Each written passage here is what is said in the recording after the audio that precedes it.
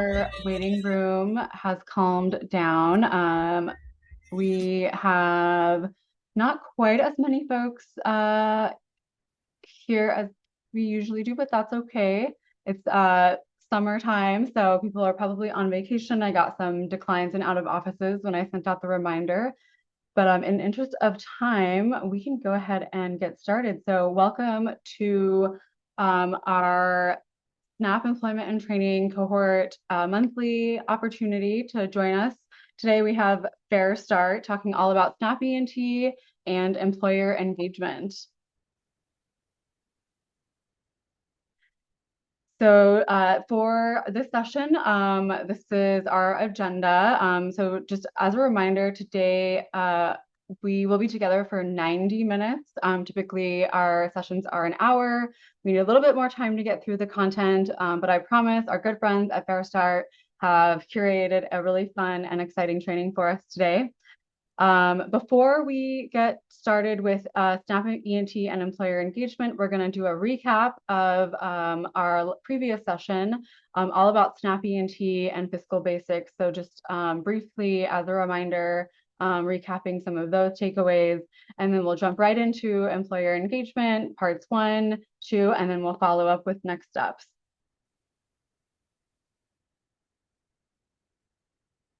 So Andrew, take it away to recap our fiscal and funding basics. Hi, everyone. Good to see you today. So just a quick overview of our last webinar on kind of SNAP E&T funding. We talked about kind of what those eligible funds are, right? Those being non-federal funds that are used for eligible participants for eligible services. And those are many of the things that we've been talking about in our one-on-one meetings with all of you as well, is first identifying those funds that may be eligible and aligned with those services that you're providing. So as you can see, as always, we have our Venn diagram. So thinking about where those funds, those eligible funds interacting in the Venn diagram with those participants and those services that also align with SNAP E&T. So let's jump to the next slide, please. All right. So we walked through this last time, but I know it can kind of be confusing just based on the way that the slide is. But when you start with the funds that you have, this program can grow based on the reimbursements. So your ESC uses these non-federal funds to serve folks, get things started, move the funds through your program as you would serving anyone in your program. Start with $1,000. You provide those services up front. You invoice that SNAP E&T agency. That federal reimbursement will come back at up to 50% based on your state agreements and things like that. But up to 50% will come back. So there's the 500. You can reinvest that back into your program, that 500 back into your program, and bill for it again. Your fiscal folks may be uncomfortable with the idea that the funds that come back from the federal government lose their federal identity, but they do. So once they come to the state, they lose that federal identity, can be used again as that non-federal funding source to be reinvested back into these SNAP E&T services, and then again invoiced back to the E&T agency. So you can see how this cycle can continue. And while it comes back up to 50% each time, so a smaller amount each time, if you start out, let's say annually with $1,000, the next year when that 500 comes back, you may be starting out with $1,500. And the next year, moving on with additional. So I think this is a really good image to bring to your fiscal staff and your business office staff to help them kind of understand the flow of how the dollars work here, and kind of understand how you can further support these programs based on the reimbursement that you receive. Next slide, please. So, allowable cost examples. We do want to preface this with every state looks different. So every state has a little bit different list of what may be eligible for reimbursement. You can review your state plan or reach out to your state to ask those questions. In addition, if there are costs that you're using or paying for that fall in this list and your state is not supporting those in the state plan for SNAP E&T, it can be worth a conversation with your state agency to say, hey, we are providing these things, we're helping people get jobs using these services. Talk with your state about adding those in if you're providing them. So on the administrative side, there are salaries, all fringe benefits, and then indirect costs that go with those. In addition to administrative services like your building costs, your utilities, insurance, as it relates to SNAP E&T, right? So it may be a percentage based on your number of E&T participants in your program, and based on those specific services that you're already providing. Participant support costs, these can be very broad. Really what it comes down to for these supportive services is what's reasonable and necessary to participate in the program. And so that means, any barriers that folks have in place to keep them from participating, those can be things included. And that may include housing costs or their utility costs. It can be personal hygiene, or it can be those more direct costs, like a tuition cost or equipment or tools to be included with that training. And then in some cases, participant wages can be reimbursed. That's also highly localized and a little bit of a process, to say the least. And Samantha can roll her eyes at that sometimes. But that is the subsidized wages through SNAP E&T, which is still relatively new, and a lot of states haven't gone that direction yet. But it could be a really, really big boost for your programs if you're providing wages to folks based on non-federal funds. Next slide, please. And that's it. So I'll pass it on to Shannon. Thanks so much, Andrew and Samantha. And hi, everybody. So we've met, I think we were on some of the first calls, but to reintroduce myself, I'm Shannon Keith. I'm our Associate Director of Consulting at FareStart.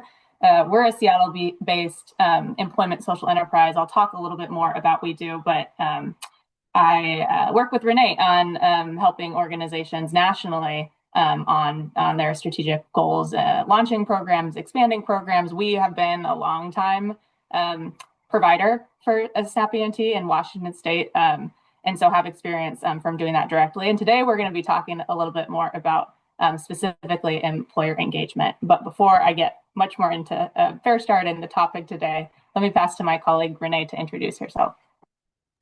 Oh, hi. Thanks, Shannon. Yeah, it's great to be here.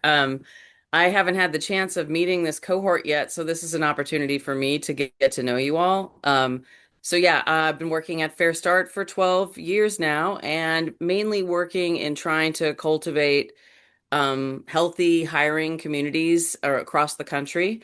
And yeah, FareStart has, I think Shannon's going to share a slide on that. So glad to be here. I'm the VP of Consulting for FareStart. Thanks. Thanks, Renee. Yeah, so a little bit about what FareStart does.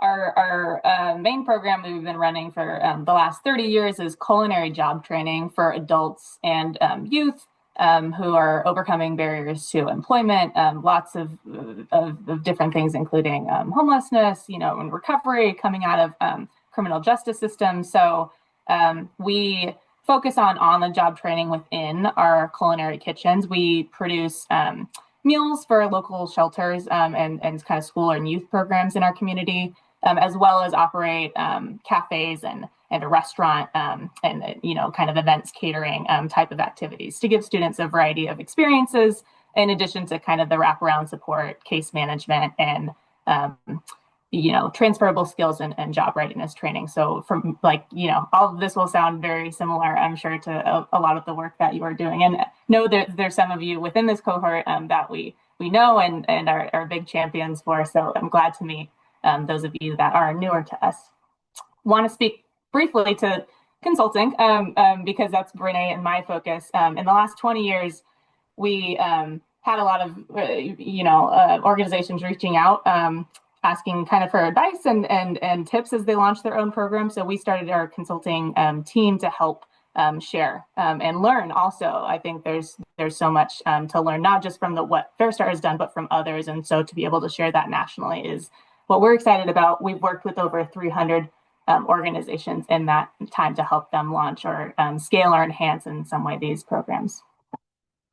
And forgive me, I'm adding people as we go, but let me move forward.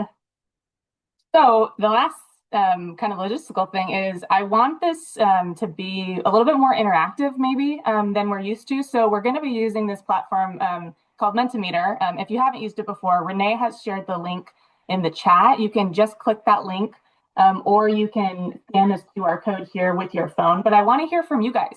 What are your goals with working with employers, excuse me.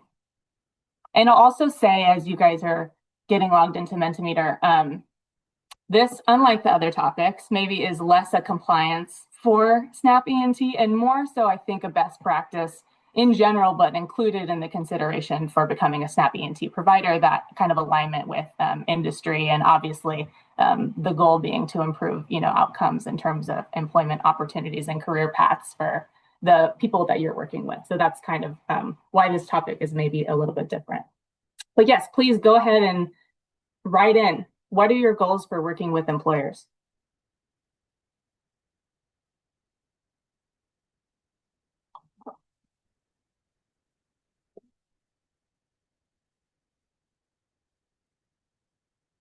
Awesome. Some coming in now. To be a part of employers' talent pipeline, definitely. Educating them on services you have available, absolutely. Finding out their needs and providing training to fit. I love that. That's great. Making sure there's a match in the industry.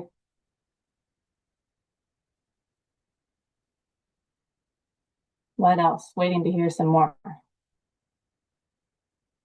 Job placement, absolutely.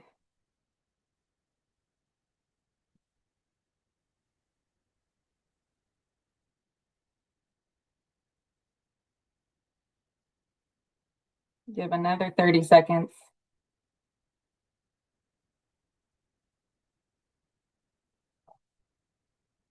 Yes, I love that one. Ensuring job quality and a good working environment. So not just putting folks in jobs, but making sure that they can be successful and continue to grow. Totally agree. All right, here we go. Close that off. Retention, yes, helping folks stay and continue to be successful and continue to grow.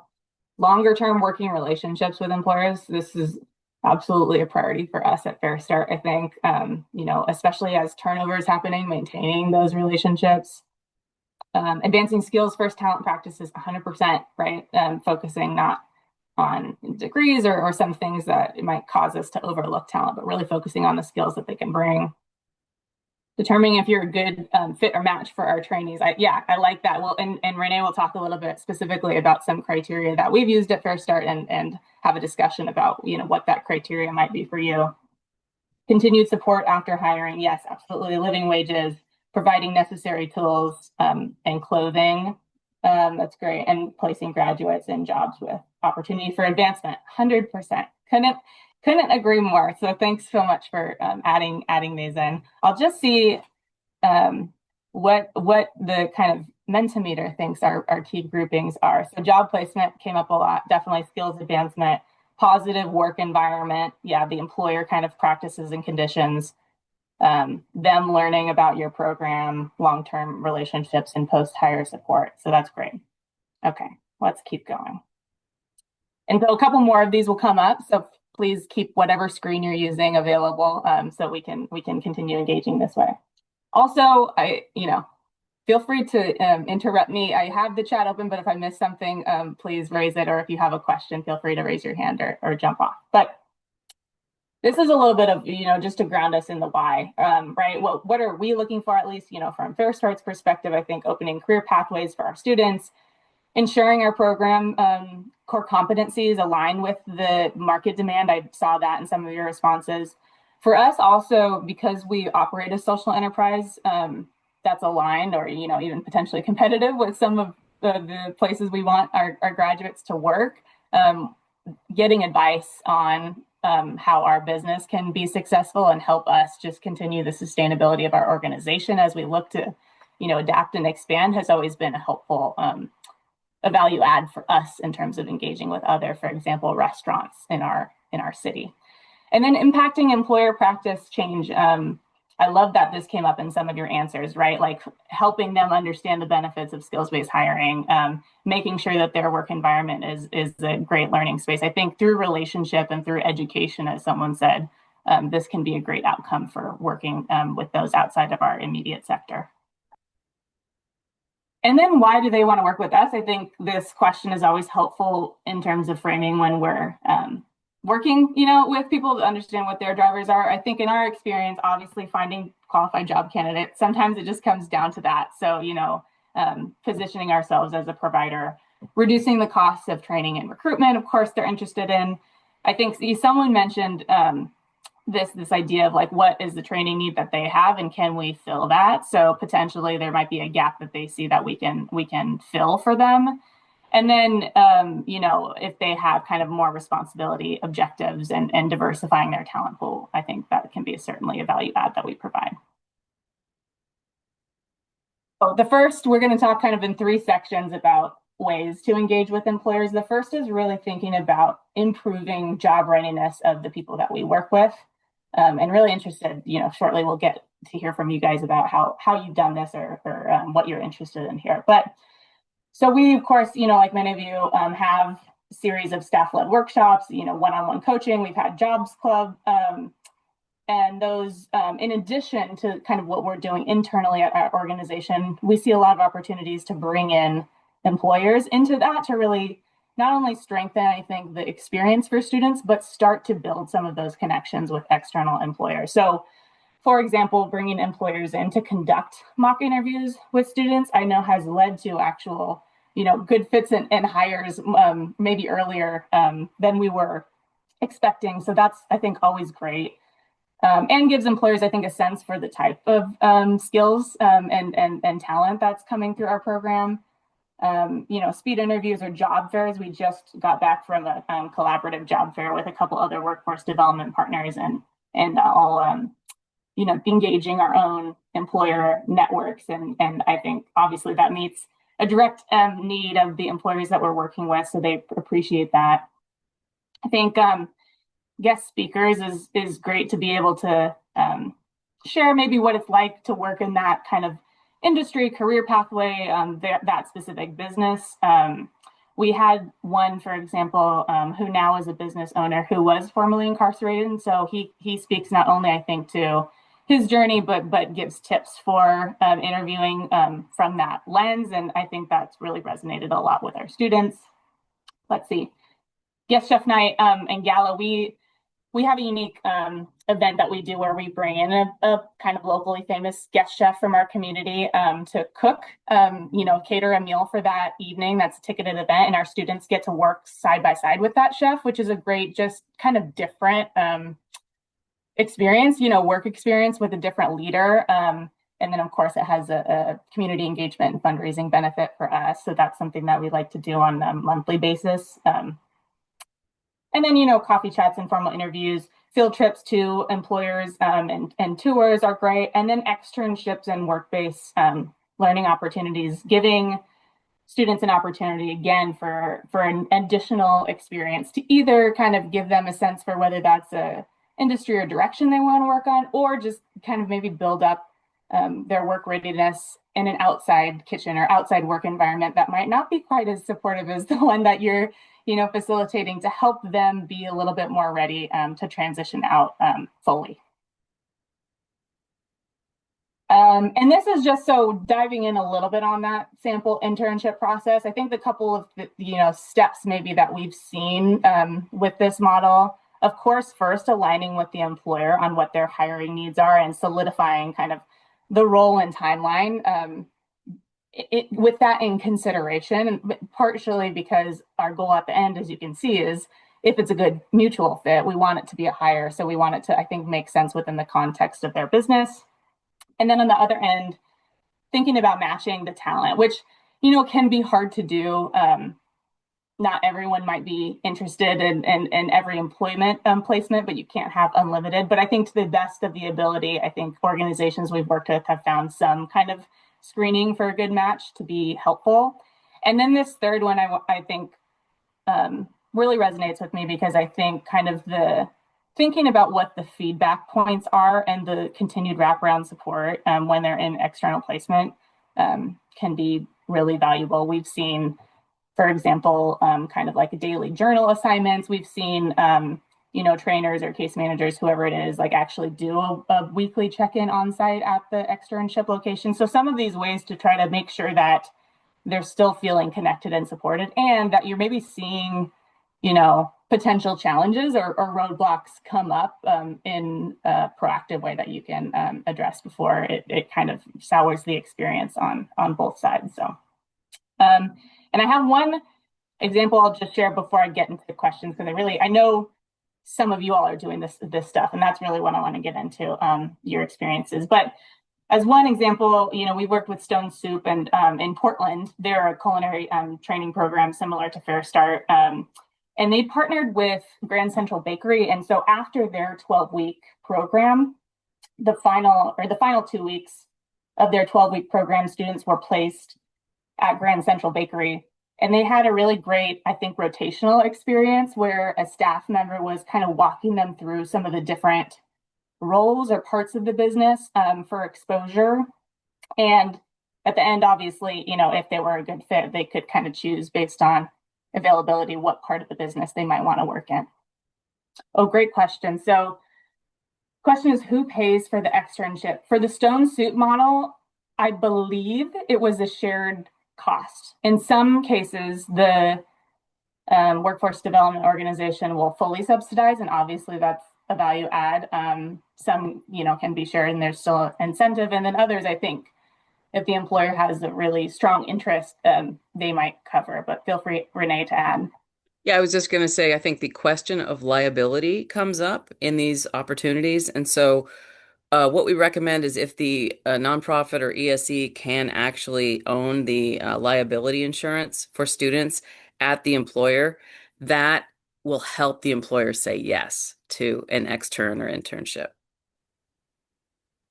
Really great insight. Thanks, Renee. Yeah. Okay, so let me then ask you all, if you have your Mentimeter up, I would love to hear which of these you've tried. I have some examples here, ideas that we've talked about. If you can select all of those that you've tried, we'd love to see. And if you've navigated away, you can find the link back in chat.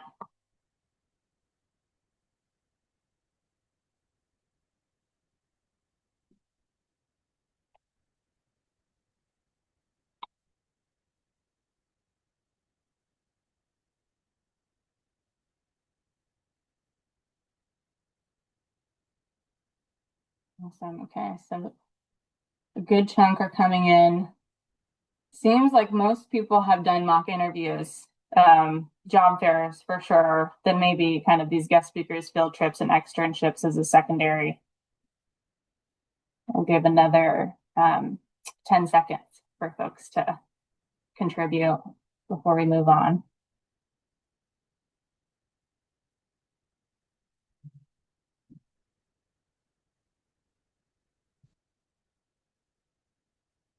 Okay. Then the next question is, which has been most valuable that you've tried? This is something we continually ask ourselves.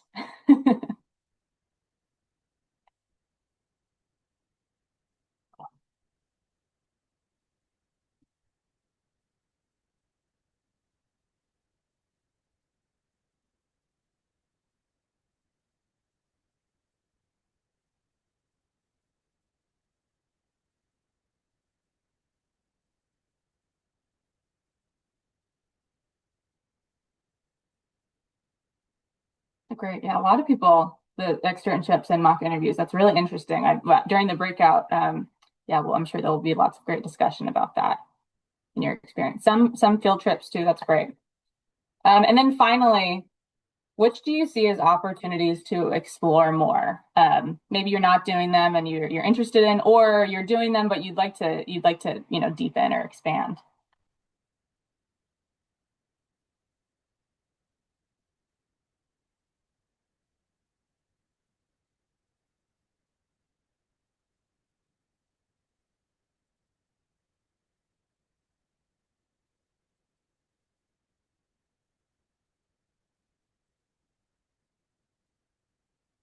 Cool. Mentorship, yeah, kind of came up as a one that not many had done. So yeah, that'd be interesting.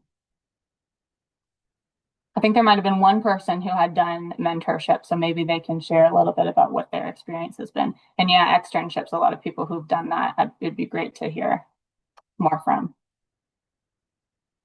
Okay, so thanks for listening to me all that time. Now I want to invite Samantha to split you up into, we'll try groups of three. If you have any issues or you folks in your room are not there, just send her a message and we can get you in a group with people. But feel free to discuss any of these questions. The what have you tried, what's been most valuable, and what do you see as opportunities. We have about 10 minutes, so I'll actually bring us back around 11:40. Well, 40 after the hour of whatever hour you're on. And yeah, please just share and introduce yourselves, of course, if you don't already know each other. That'd be great. Renee and I may just join to listen in, but don't mind us.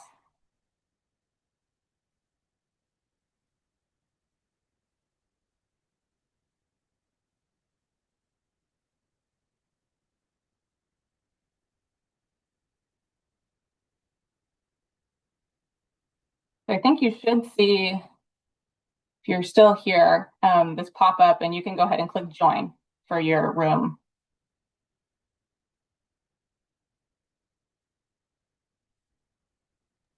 That is correct. TA team and co-hosts, you should be able to choose a room. Okay, it looks like Grace is already in room 1, who's a member of our team. Okay. Oh, I did not make her co-host. She doesn't need to be. I mean, No, it's fine. it's totally fine. I'll Okay. go. Room 3 looks light, so I'll go in there, and that's grow good. Okay, I can put you in there. I can go to room 4, I guess. Is it letting you manually do it? Okay. I think I can. Yeah, Great. I'll do it. Do you want me in room 2, Samantha? Is anyone in there? That would be great. Okay, I'll head there. Bye. Is there one left you would like me to go into?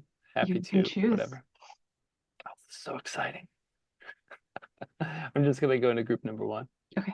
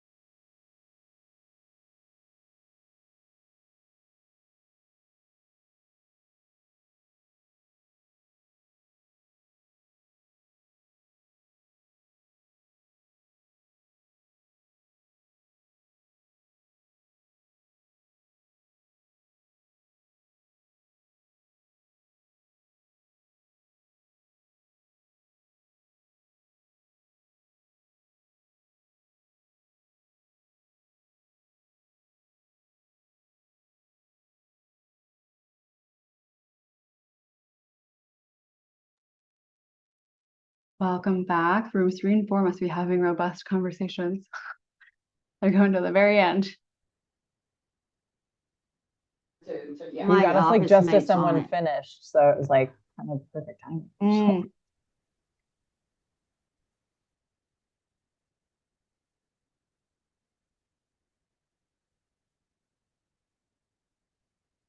Welcome back. Let me get my screen shared up. I really loved that. It was great to hear what some people are doing. Was there anything that came up that folks were really excited to hear or interested that they wanted to share?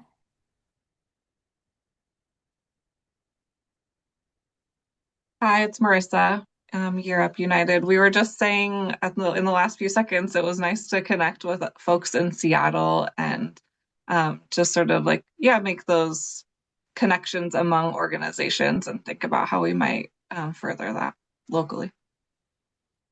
Awesome. Thanks, Marissa. Anyone else?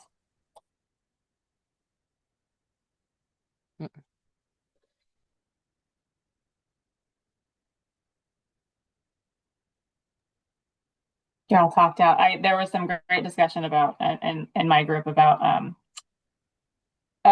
experimenting with externships to kind of broaden folks' exposure to different careers beyond what you might provide, you know, from urban agricultural, for example, to kind of restaurants or culinary, and then kind of leveraging events, job fairs, and other things to build relationships with employers to kind of do a little bit more direct to hire kind of transition. So anyways, thanks everybody for getting off listening mode and getting into engage mode. We're going to keep it going, and I'll pass it over to Renee to take us through this next section.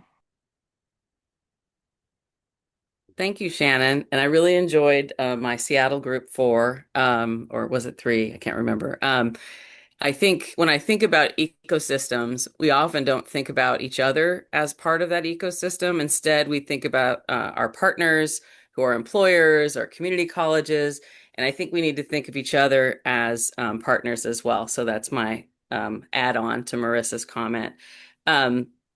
So one of the big things you can do with your employer partners, especially if you're working in industry specific work, it's easier to do this, but is to align your curriculum with industry needs through a mechanism. And we'll go to the next slide and talk about that mechanism. And so a lot of us, when we're building relationships with employers, we're doing that sort of one-on-one.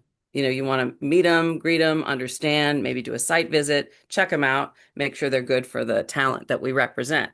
But one of the ways to accelerate that is to just simply have a one-time stakeholder alignment meeting where you identify key folks who are in your ecosystem for employment, and get them together in a meeting that sort of helps them engage with you and understand how they can be part of the solution. Because as you know, it's not just workforce development or ESEs that sort of solve systemic problems, right? It's a cross section of people from a community. So, you know, here we talk about who would be good at the table in one of these stakeholder meetings. Of course, hiring managers in your industry. For us in Seattle, of course, it's a lot of the hospitality employers that we work with, association membership, other folks in networks, local community colleges, or educational pathways. So recently I did this analysis where I figured out how big the ecosystem was in workforce development and ESEs in the culinary space in Seattle. And I was overwhelmed by the number of programs that exist at the community college level, at the high school level, and within workforce development, which all means we have a bigger and more robust family than I thought. You know, looking for vendors, suppliers, people who want to donate and support other business owners. Elected officials can be critical, especially if you're trying to garner funding to get your program, started or continue funding. Folks from the Chamber of Commerce. Anyone else want to shout out any folks that you like to bring to the table when you're trying to figure out if your core competence that you teach in your program match with industry demand?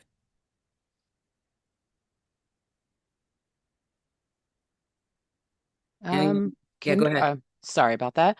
I think one way that we've done well is to get connected with some of the networking groups that are specific to the industries that you're working within. I know we've worked with a couple in our area.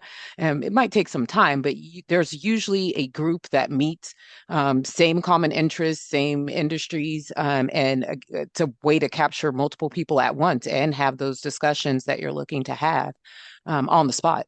You don't have to wait to have them because you're a part of these networking groups within your industry, whatever the industry is. Thank you. That's great. So in other words, you can plug into existing industry events, be a person in a community of practice in your community, or you can bring folks in to help you focus on what you're doing and really support you. That's great. Great value add comment there. Okay, shall we move to the next slide? I think that here's the kind of so when we get a group, usually we work in communities across the country to help folks launch training programs or help them improve their impact. And when we get stakeholder groups together, we ask typically these types of questions. And often they're primarily employers, but they're not exclusively. So we ask about the job market, we ask about job requirements, and we ask about, is this business idea actually viable in our community? And we always end these meetings with the same question is, how do you want to be involved? What we find is that the more people show up or actually can't show up, the more they feel obliged to participate. Other people say, hey, I'd like to look at your curriculum. I work as an instructor at the community college, and I'd love to make sure we're aligned. Where you end, we start, for example. So I think the question I'd like to ask you is, what are some of the key questions that that are most important to you? What are those employer insights? Which category of insight is most important to you as you operate? I love this one. We focus on advanced manufacturing, primarily aerospace, but if the money was in making candles, I'd be teaching them to make candles. I don't care what the industry is. I care what is their jobs, is it viable pay? And I don't ask them anything. I do labor market analysis myself. They're going to tell you whatever they want to tell you, and unless you have the ability to know the facts, then I mean, asking them is like it's all puppy dogs and butterflies for them, right? At least that's what they're going to tell you. I chase dollars for these kids. I chase long-term, at least 10 years of forecasted growth by officials, government officials who study this, not, a CEO who says, oh, we're going to grow and we're going to, yeah, sure you are, right? And you can look at all their financials. It's all public knowledge. You can look at every one of their finances and you can see, how much liquid finance do they have? How much money are they actually operating with? They get graded, right? You can look at the grades. Dun and Bradstreet will tell you so much. I try to get as much information as I can myself, and then I'm going to look it up and learn it. And I'm going to give them a little bit of credit, and I'm going to build that relationship. That's one more thing. I could go on forever, but I'll try to be short. You got to nourish that relationship. Once you have them, you got to feed it. I get them in here all the time. They do tours. I offer tours. My kids are going to go tour the F-35 line. You have to have that constant. It's like a marriage, and hopefully a better one than most of us have. But you got to nourish them, and they have to know that what they want matters to us, and that we're willing to do what they need. Once we are convinced, they have the jobs to sustain them. All right, I'll be quiet. Right. No, I hear you, Laura. So you're preaching to the choir here, right? Good. This group is saying, of course we're going to do our research on employers, but when we get them in the room, what are we going to ask them? And if I can read this right, Shannon, it looks like business advising is the one that is the most popular because the other ones are just straight lines. Is that what Yeah, it's funny. It's kind of funky showing up, but I actually think the job marketing requirement and participation maybe are more important than business advising. Thank you for translating this particular graph for me. Let me try to reshare, see if that helps us. That's okay. And then Kendra has another comment.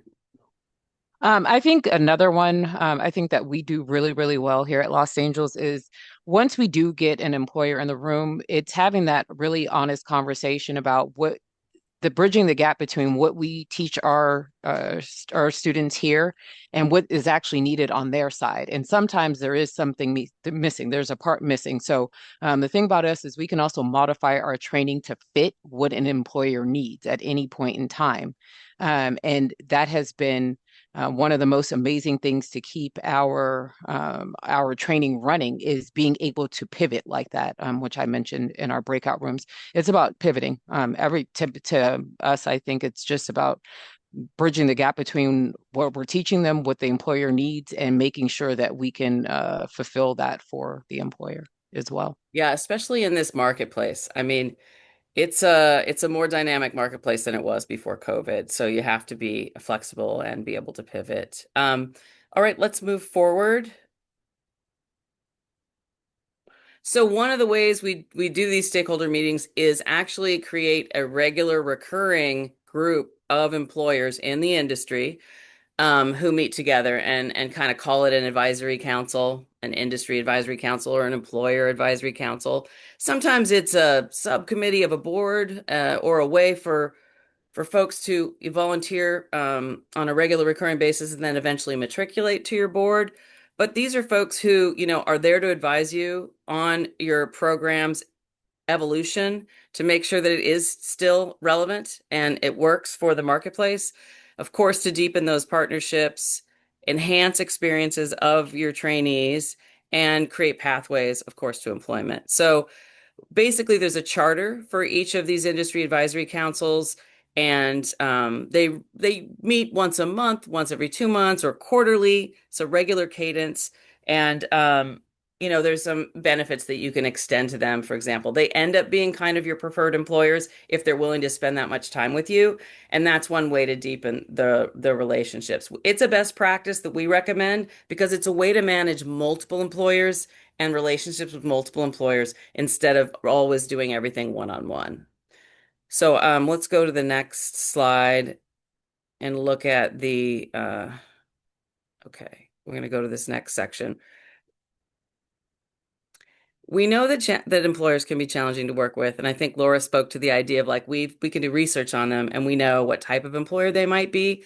But how are some ways in which you're experiencing challenges with employers, and how do you mitigate them? This is back on the Mentimeter. Do we want to recirculate the link, or has everybody got it on their phones? I deleted it already. You want to send it back? Yep, let me do that.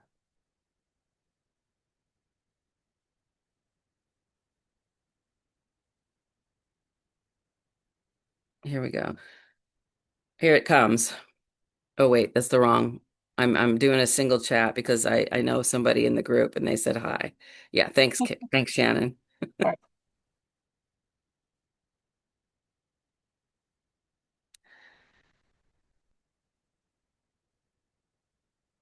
All right, I know y'all have opinions about this.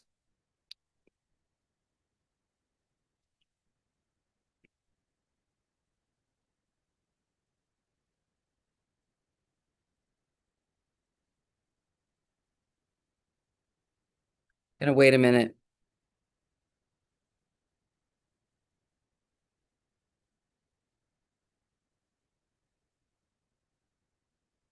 There we go.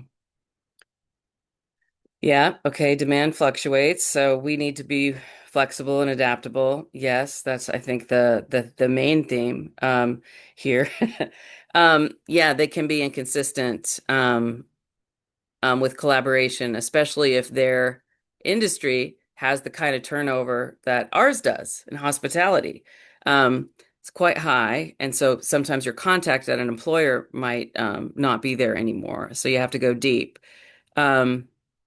Yeah, absolutely. Facing biases about employees is like our all day, right? We're the ones who are saying that barriers to employment are systemic and that actually employers are the ones that uphold those barriers. And how can we help you understand that and mitigate that? So exactly. Okay, so lack of availability, unable to change the hiring dynamic even if we get a commitment up front to hire. Yeah. Okay. Again, a lot of unconscious bias and conscious bias. People will just come out and say it, right? It's like, okay, let's talk about that.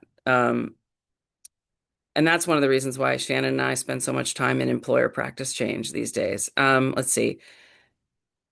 Yeah, they struggle with diversity. Only one relationship with a person at the company, and then they leave. What happens? Yeah. One thing that some of these are making me think about the cannot not being able to send types or saying they'll be supportive and then they're not. We've had a partner who has advertised themselves as a fair chance employer, hiring folks out of incarceration, and then we would send them people and they would get denied for their background checks. And we're like, you never want to do that. Yeah, be more transparent about what are your allowables and non-allowables, because that's hard. Yeah, we've had a similar situation where a person that we thought had influence really ran their department, was a senior executive. However, when it came to the HR practices, the company had a policy of 4-year degrees, and that's it. And so even though the person who was on our advisory committee said, "Yep, gonna hire," the hands were tied in that respect. And so that was an embarrassment for him, but more so for our program and what we had promised. Thanks, Todd. I couldn't agree more. Sometimes we'll go and we'll try to work at the executive level, but also at the frontline level. And there's even a gap in between them. So you almost have to have at least 3 contacts at varying levels to keep a relationship and understand if the strategies are aligned throughout the organization. It sounds like an opportunity for employer practice change. Okay, these are all absolutely fantastic. And I love this last one. I'll just make a comment and then we'll move on, which is if an employer is willing to work on improvement, we will continue to try to work with them. Obviously, at some point, you have to decide who's a good employer and who's not, and who you would advise participants in your program or working at your ESE to actually work at those organizations. So, it's your best advice, right? So let's move to the next slide. So obviously, if you've worked in this space for a while, there's some employers that are great and some that are less great. And so one of the strategies that we recommend is just ranking your employers, really like doing the research that Laura suggests, understanding what they can offer, then maybe testing it, but what are the things that are like the absolute things without which you would let someone try to get a job there? So if there's an employer that is egregious and pays below minimum wage, you're not going to send a person going through your program there. But also you can set the wage minimum in your mind and say it should be a living wage. Unfortunately, in Seattle, for those folks that I was in the breakout group with, that's $29 to $30 a person per hour. And a lot of the food service jobs don't pay that. So I often tell people to look into the union roles, which have protections and pay more and have pathways to growth. Benefits, do they have benefits? What kind of benefits do they have? I think what we think about wraparound services when someone's in our programs or, out in the field, and those things need to be ultimately replaced with benefits by an employer. So there's a continuum there. Of course, for folks who have a background, we prefer no background checks. We prefer to ban the box, although sometimes that ends up with bias being applied. But this idea of what are the barriers that they are upholding consciously or unconsciously that are like a non-starter for you. Of course, if full-time regular employment is needed, then let's make sure you're targeting those. We found that a lot of folks in culinary want day jobs. Maybe they've experienced, some of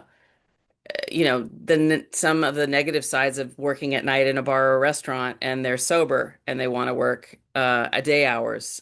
So that's often something we know. It's like customized, of course, to the individual, but like, what are some of the things that you're going to require? So some of the other things we mention are, do they have multiple locations? Can they hire a high quantity of people coming out of our programs or programs?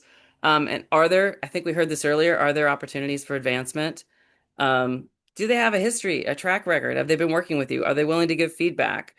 Will they hire people in a cohort? Will they streamline the application process? And, what other ways do they engage in our organization? Are they a donor?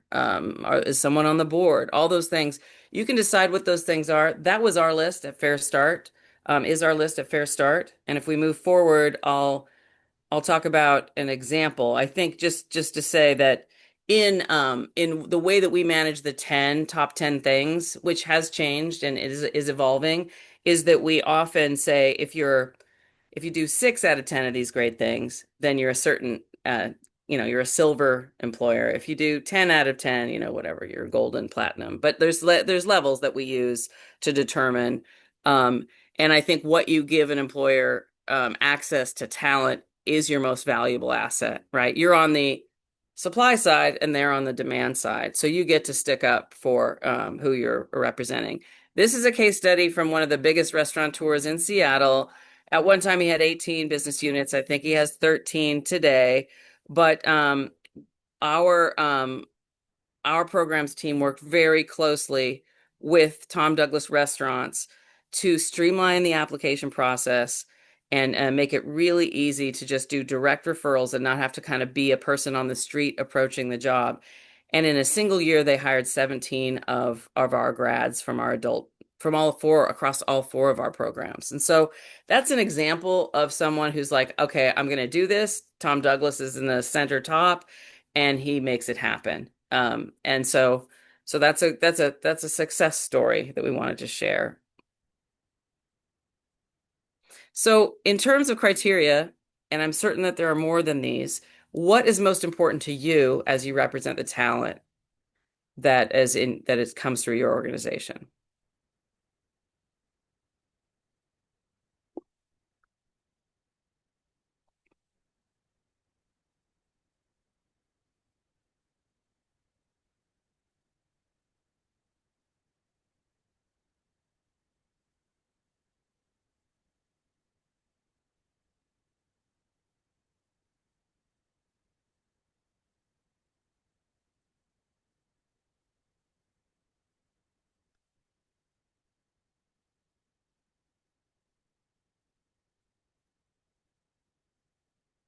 Okay, we're starting to see people coming on the board. Oh, that's cool. The dots going across. I like that. It's pretty slick. Yes, wage is paramount. No kidding. And regular full-time employment and not having to have 2, 3, 4 jobs. Benefits. Great. Okay. Looks good. It's kind of how I thought it would stack up. But it is interesting. Anybody want to throw in the chat any of the specific benefits? Good reputation. Thank you, Megan, in the chat. If you think there's specific, like for me, I'm just going to type in childcare. I'm just going to do it because can you help me with childcare? Or, transportation? Do I get in Seattle, an Orca card? So some of those benefits, healthcare, are really, really critical. And a lot of these frontline jobs and entry-level jobs are without them. And so that's why we try to help employers navigate that space. Flexible scheduling. Okay, great. Yeah. And 401k earned or earned time off, excellent healthcare coverage. Yeah, healthcare is absolutely critical. All right, thank you for that insight. Appreciate it. Yeah, the other thing is just it goes back to relationship management. When you think about, you have to ask yourself, like, at what levels am I working, Todd, right? Am I working with the right person, or can I validate it by entry level and executive, having some meetings with decision makers to get to the truth about what their hiring practices are? Because I've been down that road before, a lot of times working with executives, but really does not translate to the front line. What are the channels you reach them through? How often do you check in? How many contacts do you have? And how often are you asking for and getting feedback from employers about students? So when a student graduates from FareStart, we really hope and we ask that our employer partners, if there's something that is off, like maybe they're late a couple times, or maybe there's something and they don't know what it is, we want them to call us. We want them to call their case manager, so that we can see and talk to the individual, especially in that first year of employment where it really matters. And so that's the kind of relationship we want with employers. is ones where someone will say, hey, something's going on. I don't know what it is. They're not maybe comfortable telling me. Maybe they'll tell you, and we can see how we can help them together. So that's the ideal. And that's a picture of Chef Wayne. Okay, move to the next slide. Oh, is this you now, Shannon? Yeah, I'll jump back in. So just the last thing before we go back into breakout groups. And Renee, I'm glad you already kind of acknowledged this, but thinking out about the broader ecosystem as well outside of just employers. And actually Los Angeles gave some great examples of some of the industry associations, that you might tap into, the chamber, thinking about, your peers, potentially social service agencies, right, that you can, that refer to you, that you refer to for needs that you don't provide yourself. And again, like tapping, their employer networks and going in together on job fairs, or, just thinking about working together. Of course, we talked a lot about employers, federal agencies, some of, those for us have included, Department of Health Services, Department of Labor, a lot of organizations, with the Division of Vocational Rehabilitation, SNAP, of course, because we're here. And then what are those state and county agencies that are, in your community, and how can they be useful to you? One example for us, we're working deeply with our Workforce Development Council of Seattle, King County on some of this employer engagement in our community. Department of Corrections is another. I just actually connected with them at the job fair yesterday, and we're talking about, collaborating on trying to outreach to employers that are fair chance hiring, because it can be that can be tough, but an opportunity to share wins with each other is great. And then of course continued education, especially if you're serving youth, but not only where your program ends, there are other ways to help people continue to skill up so that they can get those higher level jobs. So all that to say, I know you guys know who these people are. One exercise, if you choose, after this, and you're thinking about next step for employers, is to map out kind of the top 3 to 5 stakeholders in each of these categories for you.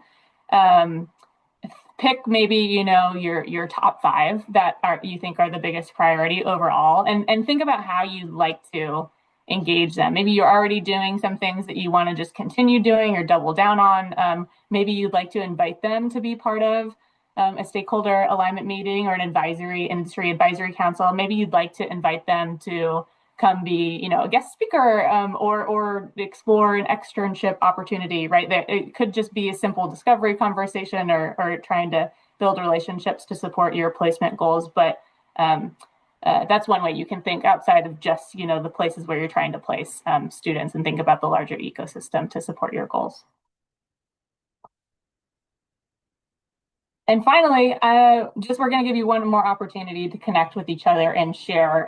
If you could, I'd ask you to think about some of the kind of takeaways or maybe reflections you're having from this session. And if there are any things, approaches or ideas that you'd like to explore further as next steps, would love for you to be able to share that with each other. So thank you, Samantha, for putting us back out into rooms. We'll be back, let's say at 12:18. We'll come back in 10 minutes.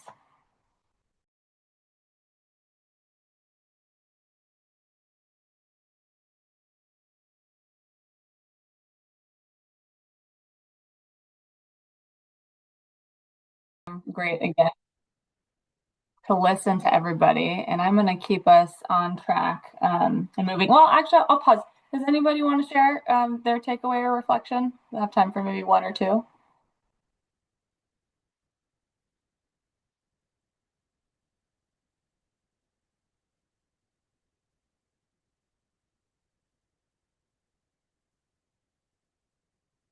I won't force it, but I will stand here awkwardly until someone saves me. Hi, it's Marissa. Thank you, Marissa. Yeah, I think we all had takeaways sort of from each of our perspectives. So it's been a really helpful conversation today. So thank you. For me, it was really pinging just the the advisory council idea, or the who what are the other, how do we engage in the ecosystem on an ongoing basis? So for specifically for me, that was what stood out. Yeah, I really liked the focus and the individual attention to companies. It will pay off. I mean, whether it's pivoting or whether it's having that direct communications, asking questions, what's going on in their industry, where the opportunities are. Don't guess. Yeah, totally. And that conversation in itself is relationship building, which we know is an important part of the whole thing. So that's great. Thanks, Todd and Marissa. One last request for you, and Mentimeter, if you have it still up. If not, Renee maybe can help pop it in. What action do you want to take away from today? Maybe in the next month, based on what you've been thinking about today. What's one thing you want to do? It doesn't have to be big. It can be, having a follow-up conversation with someone on your team. It can be having a follow-up conversation with an employer partner or an outreach to a new one. What's one thing you want to do?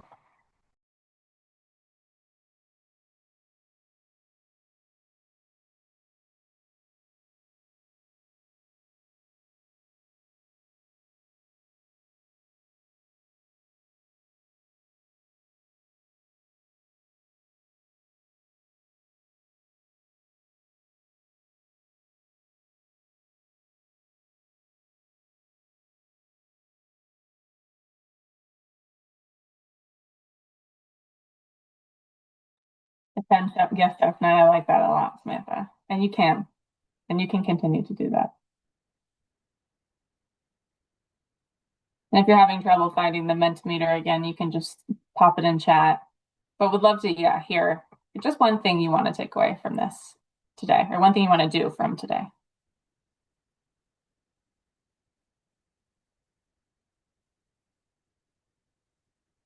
Yeah, it's great. Follow up with some of your peers here in this cohort to talk more specifics. Ditto, great. Yeah, think about the industry conveners with your team. That's great. Prospects for employer advisory committee. I love that. Market research for more pre-apprenticeship opportunities. Yes. Potentially explore a mentorship opportunity. Yeah, that's great. I didn't get the opportunity to ask who that mentorship person was, but yeah, it'd be great to explore that. Awesome. Okay, and feel free to keep adding them in on that screen if you'd like, but I am going to, well, I suppose before I pass it to Samantha, any other questions that came up?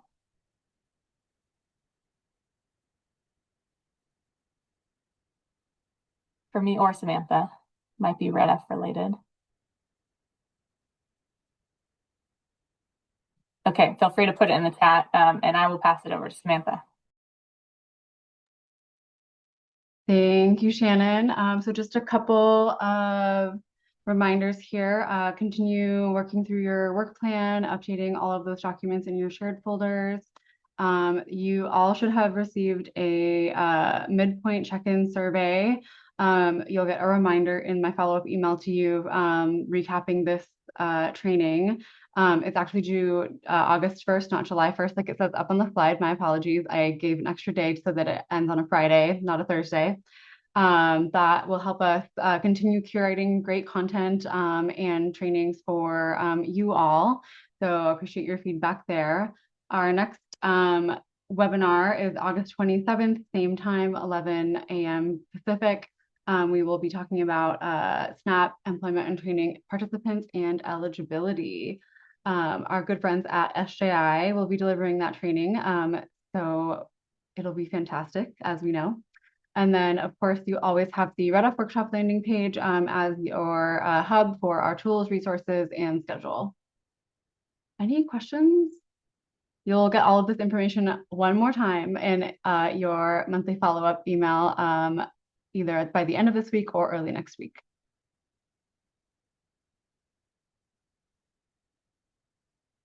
All right, guys, I'm gonna stop the recording.